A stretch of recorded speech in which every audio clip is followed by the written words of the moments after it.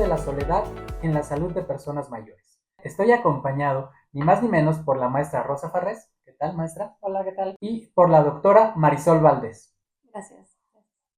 Muy bien, me voy a permitir leer la semblanza de ambas para que sepamos de quién estamos acompañados el día de hoy. La maestra Rosa Farrés es, para empezar, hija de una paciente con enfermedad de Alzheimer. Además, tiene una licenciatura en Educación Especial por la Universidad de las Américas. Cuenta con una especialidad en Dinámica Familiar por la Universidad Iberoamericana. Cuenta con una especialidad en Enfermedad de Alzheimer por la Universidad de Salamanca. Además, cuenta con un diplomado en Enfermedad de Alzheimer por el Instituto Nacional de Geriatría. Es presidenta de la Asociación Mexicana de Alzheimer y Enfermedades Similares. Fue, además, presidenta de la Federación Mexicana de Alzheimer por el periodo 2018-2020. Está con nosotros también, les decía, la doctora Marisol Valdés. Ella es especialista en medicina interna y geriatría. Además, es coordinadora de la Clínica del Adulto Mayor en el Centro Integral de Diagnóstico y Tratamiento en Médica Sur.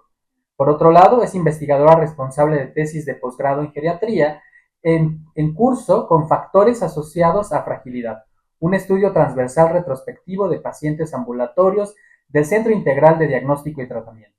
Además, cuenta con certificación de consejos de medicina interna y geriatría. Es un gusto compartir este espacio con ustedes y, bueno, como les decía, el día de hoy vamos a estar abordando un tema que tiene que ver con la soledad en personas mayores. La soledad muchas veces la confundimos con el aislamiento social.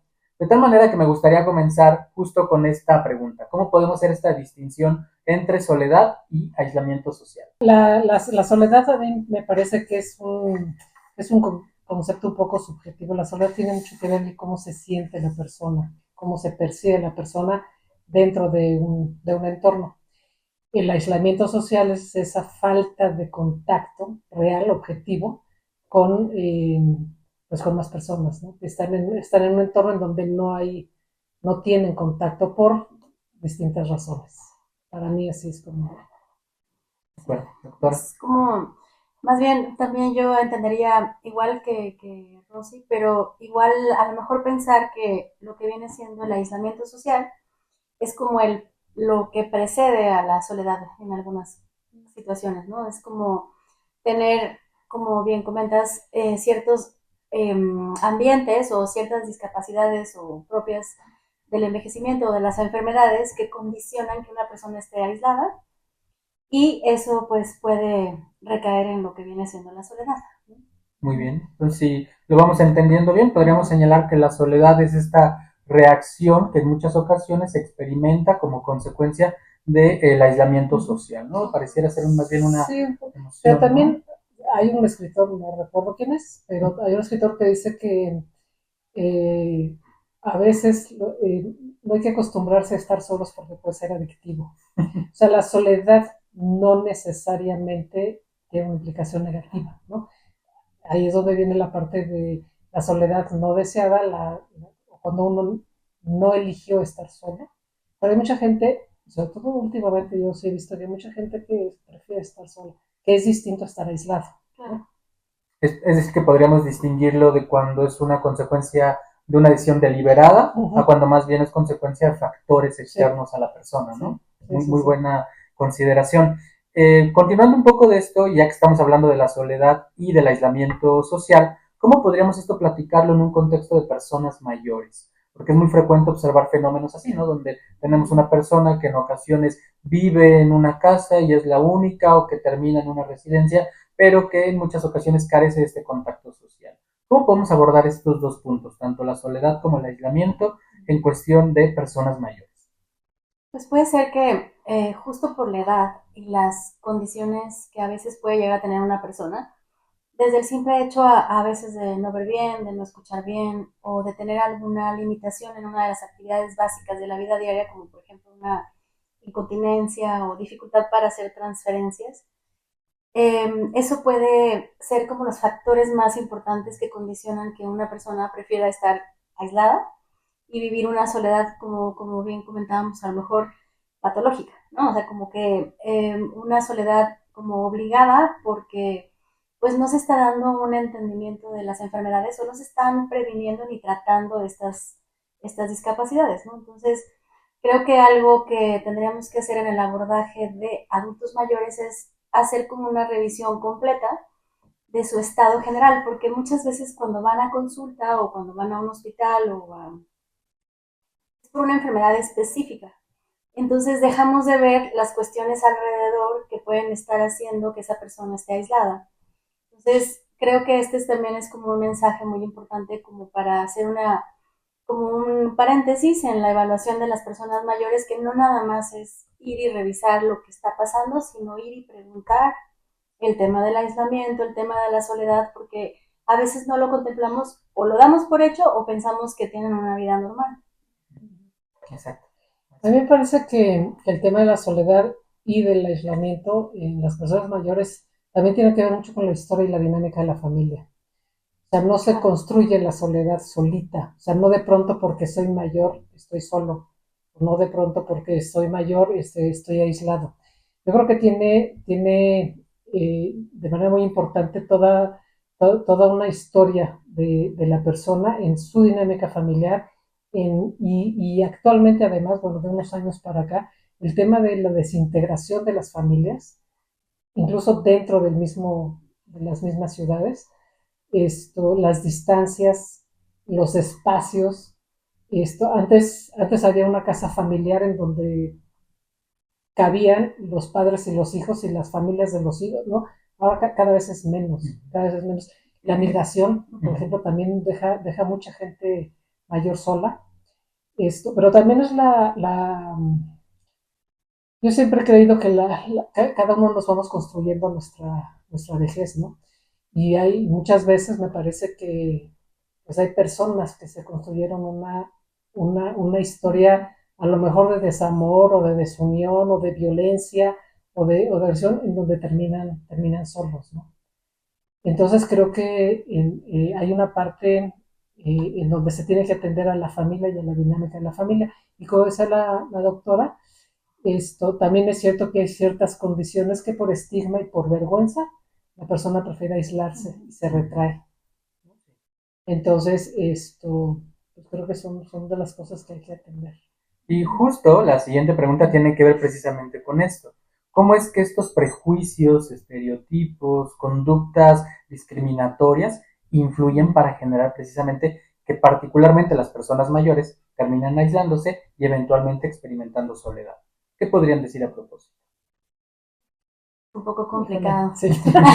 O sea, Pero es que muy... hay que seguir haciendo pues estos foros, ¿no? Y dar Sí. a conocer justo que el ser mayor es parte normal de la vida y que incluso, pues, tener las enfermedades que se lleguen a tener también forman parte de la manera en la que tenemos que empezar a vernos. Y yo creo que poder hacer como un cambio, pues a mí lo que en particular creo que más funciona es la educación. O sea, la educación a pacientes, a familiares y sobre todo también desde gente de, no sé, preescolar, primaria, secundaria, prepa, o sea, como que empezar a normalizar el envejecimiento, ¿no? O sea, a normalizar las condiciones que conllevan o que pueden llegar a conllevar en algún punto de la vida cierta discapacidad que haga que la persona se sienta menos, que se sientan como aislados. Y yo creo que normalizando eso y dándolo a conocer podemos ir pues combatiendo estos estigmas, ¿no? Para evitar este aislamiento. Claro. Sí, yo creo que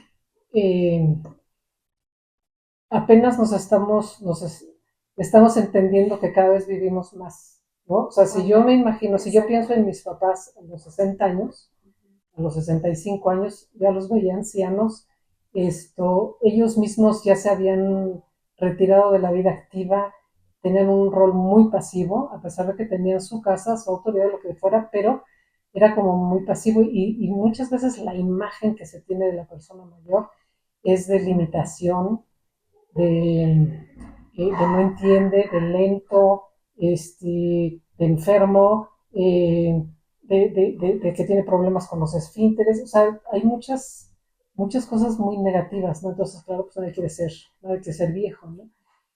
Afortunadamente también creo que hay ahora las generaciones que nos están tocando a nosotros que están empujando más sobre eso, ¿no?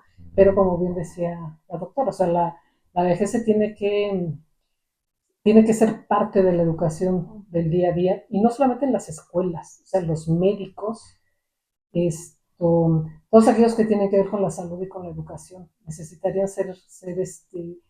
poner el tema sobre la mesa, ¿no? Ahora también es cierto que hay diferentes vejeces, no es lo mismo ser viejo en la Ciudad de México, en esta zona, que en la Ciudad de México, en la zona metropolitana, en Mesa, en Ecatepec, Claro. no es lo mismo ser viejo en Toluca, o sea, en las sierras, en Chiapas, o sea, hay muchas vejeces, ¿no? Ujú. Entonces, creo que sí es importante el tema de la vejez, sí tiene que estar en la agenda y tiene que estar sobre la mesa en muchos niveles. Claro. Y además, lo que a nosotros nos toca, ¿no? La parte del viejo con demencia, bueno, digo, pues como yo ya estoy en un entorno de gente mayor, No. este, o sea, sí pregunto muy frecuente a mis conocidos, a mi propia familia, bueno, ¿y qué vas a hacer cuando te jubiles? Hay gente que nos quiere jubilar, ¿no? Que ven los 65, no se quieren jubilar porque les da terror, porque no tienen un plan A, ni un plan B, ni un plan C, ¿no? Y los que sí se han jubilado o los han jubilado, no saben qué hacer con su vida. O sea, creo que un término que no se toca en las escuelas, por ejemplo, ni en las familias, es el término proyecto de vida. Sí. La gente cree que su proyecto único de vida es o dedicarse a la profesión que hace, o estar casado y entonces dedicarse a la parte que le toca al estar casado, el rol que le toca, Ujú. y cuando se acaba ese rol ya no sabe qué hacer. Entonces, nos falta mucho prepararnos culturalmente, no sé cómo se diga, sobre lo que significa tener un proyecto de vida alterno, ¿no? O el proyecto de vida después de la profesión. Claro. Y que además no se limita a la parte cultural, y creo que aquí lo puedo ligar con lo Sí. que usted mencionaba, de cómo incluso desde el ámbito médico ya se tienen muchos prejuicios y que en ocasiones nos lleva, y seguramente lo hemos escuchado en alguna consulta o demás, decir, no, ya está muy grande, ya para qué le movemos, Sí. ¿no? ¿Qué nos Sí, podría hay compartir de muchísimas esto? cosas.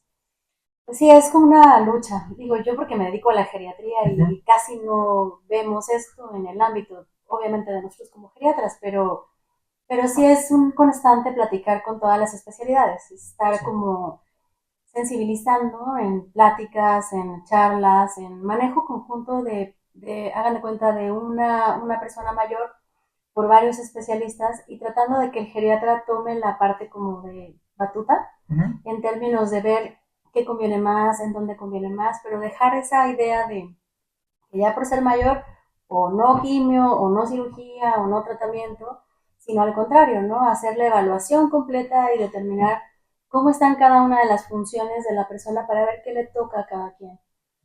Y bueno, pues sobre todo porque ahorita nos estamos enfrentando pues a una población que envejece y que vamos a ser muchísimos para los próximos años que vienen y tenemos que prepararnos, como bien decía hace ratito Rosa, sobre que cada quien construye su vejez. Eso me gustó mucho porque tiene mucho que ver cómo llegan a la consulta, cómo llegan al hospital en diferentes situaciones la persona de la misma edad, una persona que se mantiene activa, que es como en las zonas del mundo donde vive la gente más y mejor, son las que se mantienen trabajando o haciendo alguna actividad en pro de la comunidad. A diferencia de las que se aislaron, se jubilaron y dijeron, ya me voy a vivir yo aparte y solamente se dedican a una vida muy sedentaria, es como un espejo muy diferente, o sea, es una realidad muy distinta. También es bien curioso lo que se cree del viejo, ¿no? O sea, la verdad es que me ha tocado conocer gente menor que yo tengo 67 años. Me ha tocado conocer eh, gente de 62, 63 que necesitan que la hija les resuelva la vida, que necesitan que la hija las lleve al médico, que necesitan que el hijo les compre el medicamento, porque se tiene ese concepto de que el viejo es dependiente. Ujú. El viejo es, digo yo, a mí sí me dicen, o sea, hoy en la mañana simplemente de que tenía que actualizar mi dirección de, no sé, de una aplicación, y digo, o sea, yo no sé, esas cosas pues no son lo mío, pues no son mío, ¿no? Y sí necesito ayuda, pero de ahí, a que mi hija tenga que cargar ahorita conmigo con mis temas de salud, pues no. Sí me ha pasado también que voy al médico y si me acompaña mi hija, el médico se dirige a mi hija. Sí, no, Eso está o Claro, sea, claro. la que viene a consulta soy yo, Sí, ¿no? Sí, Eso es sí, bien es durísimo. impresionante. sí, es Sí, sí, sí, violencia. sí pasa. Y además en un contexto de persona con demencia, Sí, Sí, pareciera claro. de no, bueno, pronto que es un objeto decorativo, ¿no? El sí. paciente. Y además a la persona mayor, y bueno, a la persona no le preguntan qué quiere, ¿no? O sea, hay un montón, como sea, hay varios programas, hay un montón de programas para el adulto mayor a los que nunca les preguntan tú qué quieres hacer.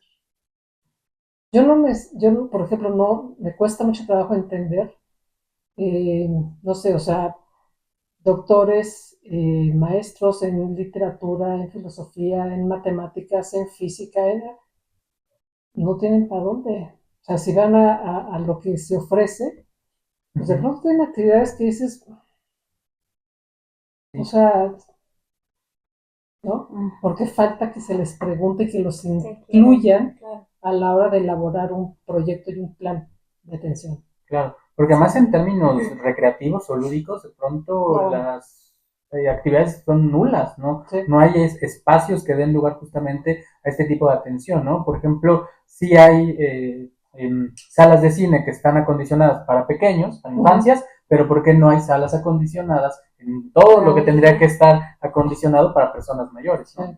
Y es justo, creo, donde tendríamos que comenzar Así a es. modificar algunas cosas, ¿no? Hace ratito la doctora mencionaba sobre los datos, los números. Quiero preguntarle si tenemos por ahí algunos datos que nos pudieran compartir sobre la prevalencia e incidencia de aislamiento social y de soledad. ¿Conocen por ahí algunos números que pudieran compartirnos? Actualmente en México hay 18 millones de personas mayores. En un documento del Instituto Nacional de Geografía y Estadística, del INEGI del 2019, hablaba algo así como de, me parece que eran 1.700.000 personas que vivían solas, de 65 o más. Uh -huh. De lo que me acuerdo es que la mayoría eran mujeres, que, que los menos eran independientes económicamente, eran funcionales todavía, y también había un porcentaje muy alto de gente con discapacidad o una limitación. Uh -huh. Es muy cruel, ¿no? O sea, a lo mejor tomando en cuenta, por ejemplo, la prevalencia de ansiedad y depresión en el adulto mayor, pues a lo mejor iríamos, dependiendo de la población que estudies, como Claro. antes comentaba Rosa, pues a lo mejor puede ir a lo mejor entre un 15-30%, ¿no? O sea, de gente mayor que viven en ansiedad, que viven con ansiedad o que viven con algún problema relacionado al afecto, por lo general podríamos creer que son los que más tienen este tema de soledad o que viven en aislamiento. Uh -huh. Entonces es un porcentaje muy alto. Sí. Exacto. Estamos hablando entonces de que la tercera parte manifiesta Exacto. síntomas de ansiedad y depresión, tomando los datos, 6 millones de personas, ¿no? Que están teniendo esta sintomatología, 18 millones de personas mayores, más o menos, que podría representar, si no mal recuerdo, la población de la Ciudad de México, Sí, ¿no? Que es claro. más o menos Sí, como para Sí, tenerlo casi. en personas perspectiva. mayores. Exacto. Sí. Y 1.7 millones viven solas, y la mayoría mujeres.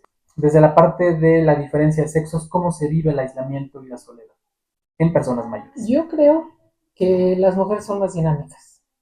O sea, ni modo. O sea, la familia en México es una familia que está muy lastimada, ¿no?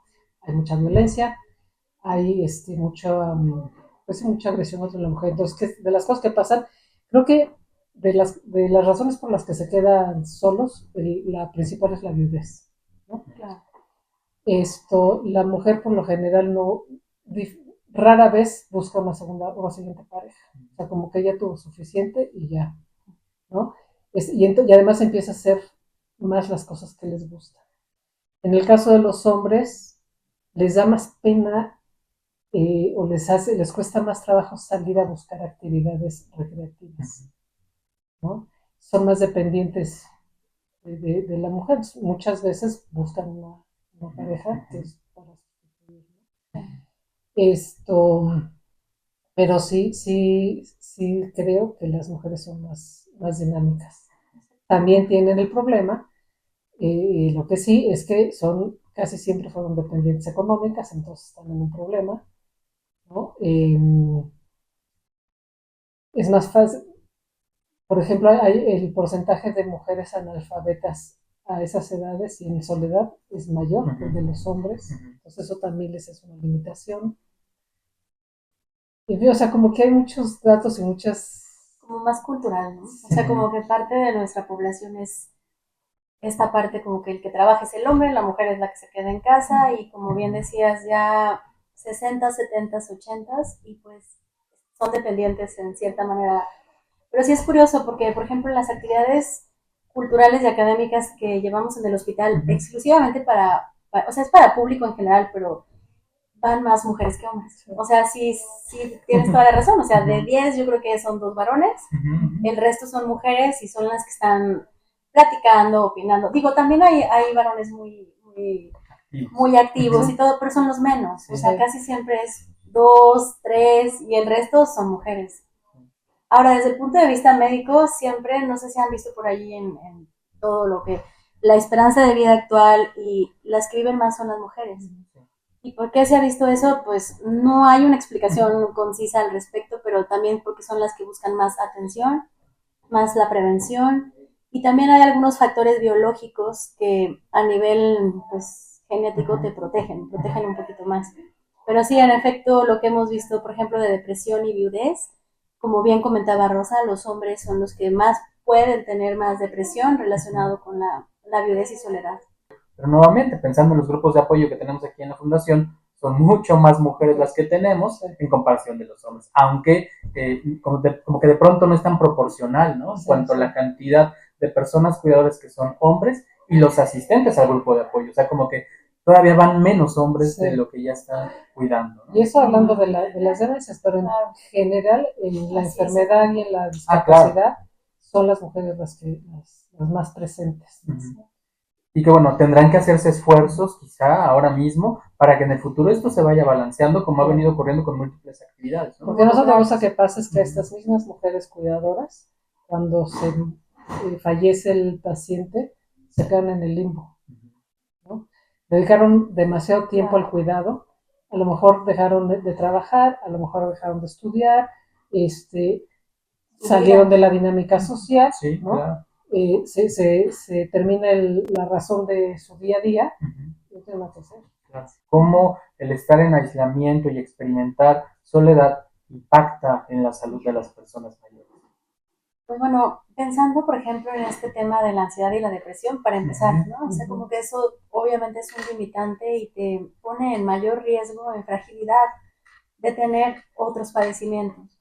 Pero pues también está muy estudiado que también está asociado a alteraciones cognitivas. O sea, el aislamiento, lo que estuvimos viendo mucho a través de la pandemia es que pues fue este aislamiento y las personas que tenían un poquito de tema de memoria, creció el tema de memoria, o si tenían una demencia leve avanzó a moderada, o los avanzados empeoraron, o sea, realmente afecta la memoria, afecta el estado de ánimo, y en la parte médica, el tener, por ejemplo, depresión y ansiedad causa inflamación también, o sea, esta parte del cortisol elevado y todas las hormonas que son como las buenas o las que nos protegen están bajitas y las que nos ponen vulnerables a enfermedades están altas. Entonces, híjole, es el parteaguas para muchas cosas, ¿no? Para no responder bien a medicamentos, para no acudir a una consulta, para que la evolución de las enfermedades progrese de una manera más abrupta y a veces de manera,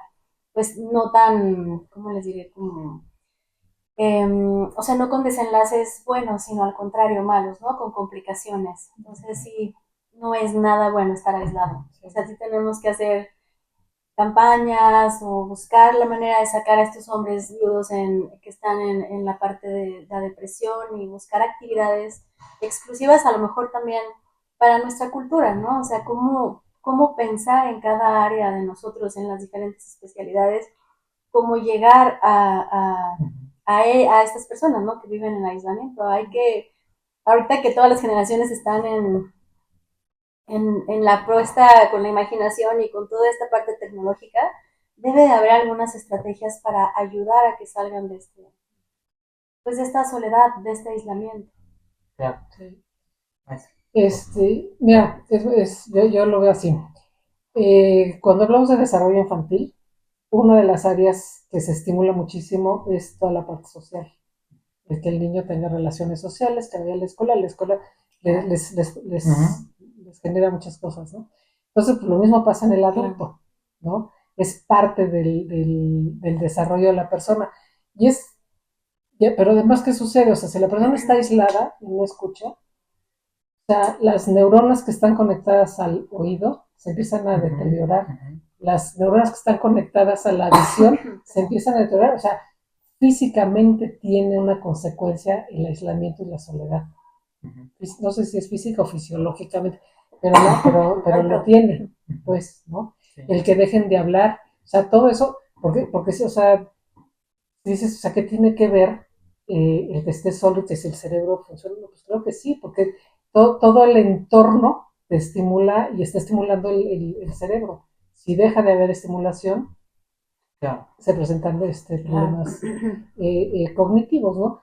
En lo que creo mucho, que no estoy muy segura que aquí en México suceda, es en la comunidad y en la educación comunitaria. O sea, hay países, por ejemplo, en algún lugar en Australia, digo, son países, ni modo, o sea, son estos países pero en Australia, por ejemplo, tienen los vecindarios, tienen una especie de club de la tercera edad. Entonces, cuando la gente se juntan, así como aquí se juntan a jugar al dominó de pronto, o se van a jugar al golf, o se juntan al boliche, en esas cosas, también se reúnen para hacer alguna actividad que les pueda gustar, no sé, carpintería, ¿no? Y entonces, todas las semanas, una vez a la semana, se juntan los vecinos y están haciendo ahí, tienen algún proyecto de carpintería, bla, bla, bla. Cuando a uno de los vecinos le empieza con deterioro cognitivo, no lo sacan. Claro. O sea, siguen el club, los demás están atentos y los demás lo acompañan hasta que pueda. Hay un momento que ya no puede, pues está bien, ¿no? Pero mientras pueda, ahí está. Entonces, y eso tiene mucho que ver con la educación comunitaria. No los aíslan, no los sacan, no los guardan. Aquí todavía el tema de la demencia es súper estigmatizado. Y el programa que tienen, o sea, otra vez, o sea, a lo mejor no les preguntan qué quieren hacer. O sea, aquí tenemos nuestro listado de actividades y de 8 a 9 de tal y tal, y de 9 a 10 y nadie les preguntó qué quieren hacer. Cuando a lo mejor tienen algo que dar ellos, que ofrecer, ¿no? O sea, considerando que tienen distintas profesiones o que puedan participar. Pero yo sí he visto, por ejemplo, grupos de mujeres indígenas que se juntan a bordar. Eso está buenísimo, está padrísimo. No sé si tiene que ver con zonas, lugares, áreas o qué, ¿no? Pero no me ha tocado ver aquí en la Ciudad de México así como grupos de personas mayores que se reúnen. Bueno, creo que ya debe haber uno en una colonia. Pero para dar lo que sí pueden seguir dando. Claro. ¿No? Sacar este conocimiento que tienen, ¿no? Sí, yo creo que falta mucho fomentarlo, ¿no? O sea, sí, es que se me ocurría ahorita pensando, digo, en el mundo nos consideran a la sociedad mexicana como gente muy cálida, ¿no? Gente amable, gente como, pues, amorosa. Y paradójicamente no lo hacemos con nuestros adultos mayores, ¿no? O sea, eso es como, ahorita estaba yo como que caen los 20 que dices, hay que demostrarlo y serlo en todo momento, ¿no? En todas las instancias. Entonces yo creo que es mucho como desconocimiento de quitar estas como ideas que están muy en la mente de las personas de que no se puede hacer o no se puede llegar a tener una vejez más saludable.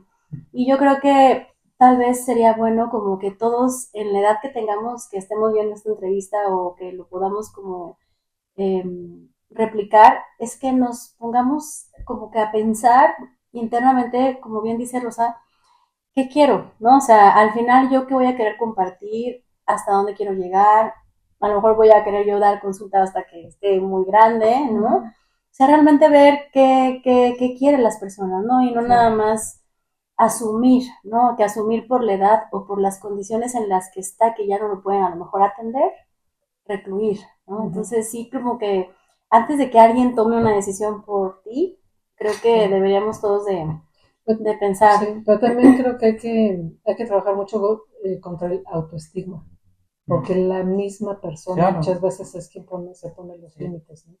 O sea, el ya no puedo porque tengo la edad que tengo, ¿no? Eso también es súper frecuente, súper frecuente. Y me quedé pensando en lo que venían platicando de cómo no se les pregunta a las personas mayores qué quieren, porque de alguna forma se cae en un error que es muy frecuente, que es infantilizarles, ¿no? Claro. Como que estamos acostumbrados a que las infancias sí hay que más o menos indicar cómo va siendo su formación académica, cómo va siendo su desarrollo social, pero ya una persona mayor no está en las mismas condiciones que un pequeño o una pequeña, ¿no? ¿Por qué? Porque todo el conocimiento que tiene detrás lo estamos desperdiciando por esta misma perspectiva, ¿no? Así es. Bien. Maestra, no sé si quiera agregar algo. Pues nada, o sea, hay mucho que hacer por, por modificar y por cambiar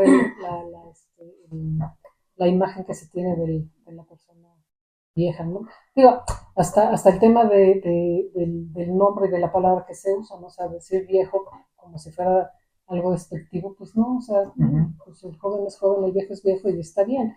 O sea, agregarle títulos no modifica las conductas, ¿no? Exactamente. Justo el otro día platicaba de algo parecido, que es, bueno, podemos sí llamarle persona mayor, persona adulta mayor, y ahí está todo un debate al respecto, viejo, etcétera, y yo me quedé pensando en eso, es que al final, le llamemos como le llamemos, y al final se traduce en las mismas conductas de siempre, no estamos cambiando tanto, ¿no? Creo que lo importante será atender lo que estamos haciendo, no tanto cómo lo estamos nombrando. Pero me gustaría que nos platicara un poquito más de cómo ha visto que la propia pandemia ha afectado a las personas mayores, cómo ha incrementado quizá estos casos de aislamiento social y de soledad.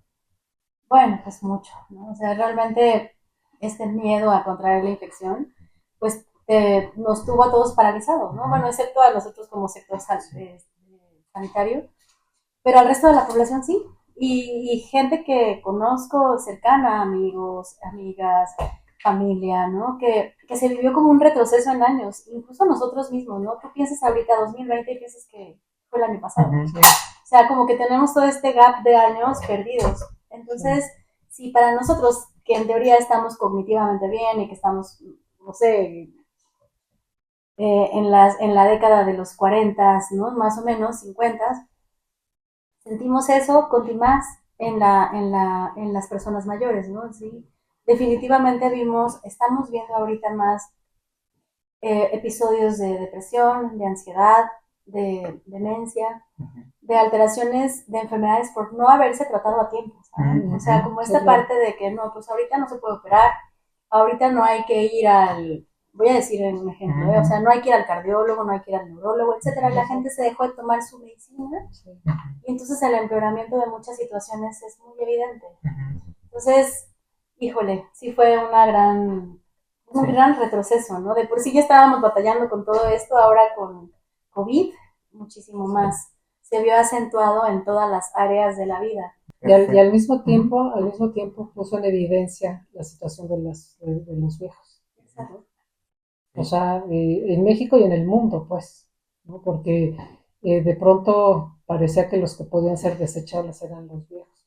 Cuando al final, o sea, en muchos casos los que sobrevivieron fueron los viejos y no los jóvenes. Sí. Que al principio empezó a afectar más a la población mayor, pero eventualmente, gracias a las vacunas y demás, se fueron protegiendo.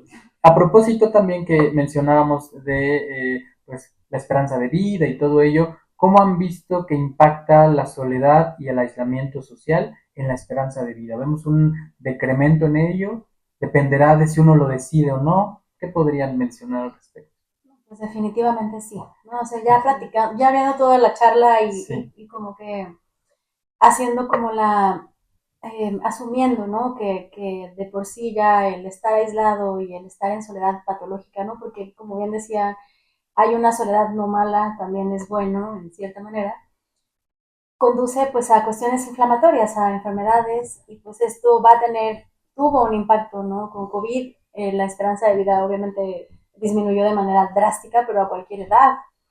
Entonces sí es importante, yo creo que pues atenderlo y que sepamos que entre más pronto lo hagamos y más, o sea, más a una edad más temprana, nos va a ayudar a tener una vejez más sana, con menos comorbilidad, ¿no? O sea, eso se entiende como la presencia de varias enfermedades al mismo tiempo. Entonces, que lleva discapacidad, que lleva fragilidad, que lleva disfunción y eso lleva mortalidad. Entonces, una persona frágil muchísimo más vulnerable está a que le dé una gripa y de esa gripa una neumonía y de esa neumonía una dependencia de oxígeno y a no caminar, etcétera, ¿no? Es como una cascada de eventos desafortunados que se pueden evitar si todos nos ponemos como la pila de actuar y tratar de que estemos lo menos aislados.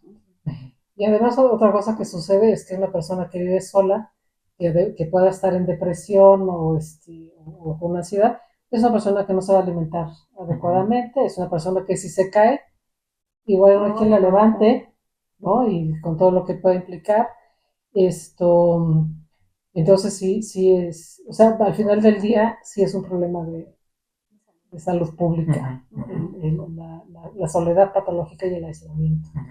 Y otra vez, o sea, para mí la educación comunitaria y el poder hacer redes sociales dentro de las comunidades, esto es una alternativa.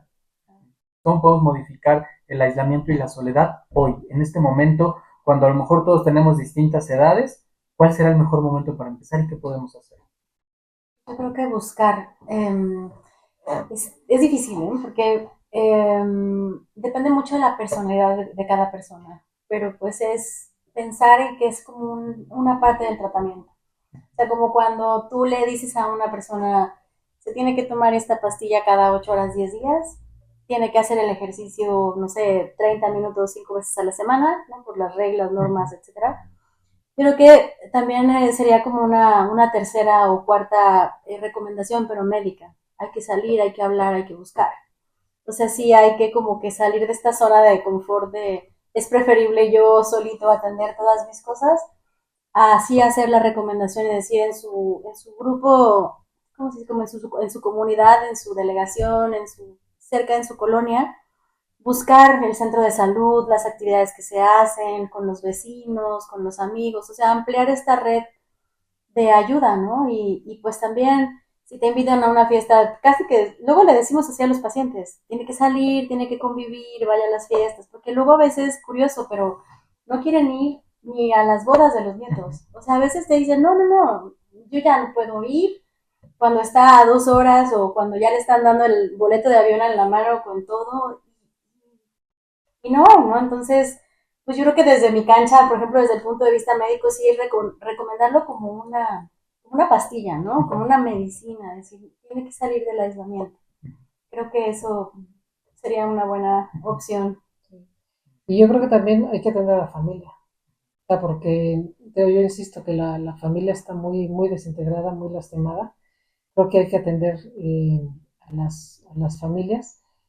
Y todos estos ejercicios que se hacen en otros lugares de interacción entre los mayores y los niños, por ejemplo, pues los niños no lo hacen con prejuicios, ¿no?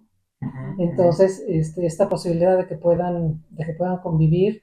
eh, Me acuerdo justamente, yo creo que un poquito antes de que empezara la pandemia, me acuerdo de una aplicación en algún país sudamericano, una aplicación en donde hacían match jóvenes que entienden de temas tecnológicos con gente mayor jubilada que podía ofrecer algún servicio. Entonces, eh, si un chavo iba a tener un examen de matemáticas y no entendía matemáticas, pues buscaba a una persona mayor, un matemático, que le enseñara a cambio de enseñarle a usar la aplicación fulano, cosas así, ¿no? O sea, como que hay que buscar alternativas que las hay para que la convivencia sea intergeneracional, ¿no? O sea, yo pensando en lo que decía la doctora de que de pronto les da flojera ir hasta a las bodas de los nietos, pues de pronto sí da flojera.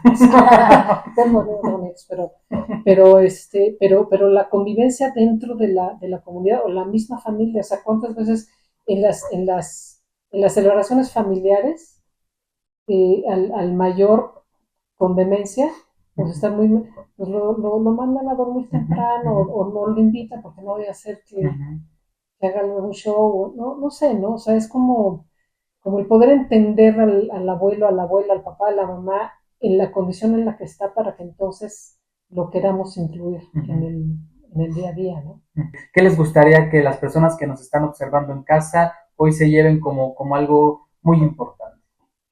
Pues yo creo que para mí lo más importante después de esta plática es que no se normalice la soledad, ¿no? O sea, como que no sea algo como ya por ser mayor hay que estar aislado. O sea, lo ideal sería buscar ayuda no nada más médica, sino afectiva, o sea, reconocer que tenemos limitaciones y que hay que acompañarnos, ¿no? Como sociedad. Creo que eso sería como lo más importante, que no se sientan, vaya la redundancia, pero solos, sino que sepan que hay otras personas padeciendo de lo mismo y que es cuestión de salir de esta zona de confort, salir como de esta comodidad, ¿no? De que es su medicina, la tele, el ejercicio, caminata, etcétera, a ir y a ayudar, porque cuando uno, y lo platicaba con Luisa Calzada hace ratito, cuando tú haces tu vida para tener para ofrecer una ayuda, un servicio a otro, empieza a tener más significado, ¿sabes? Entonces, creo que esta parte de servir ayudaría también a que te automotives para poder seguir adelante. El ser viejos no nos despersonaliza, el ser viejos no elimina proyectos de vida ni sentidos de vida, ¿no? Entonces, pues sí, o sea, no solamente esperar a que otros nos den, sino considerar que siempre tenemos algo que darle a los demás. Eso le da sentido. Bien, muchísimas gracias a las personas que nos han acompañado esta tarde. Ha sido para mí un gusto compartir este espacio y les invitamos, por supuesto, a que sigan al pendiente de cada una de las actividades que tenemos aquí en Alzheimer Aprende y Actúa en su edición 2024, Hacer para Ser en la Vejez.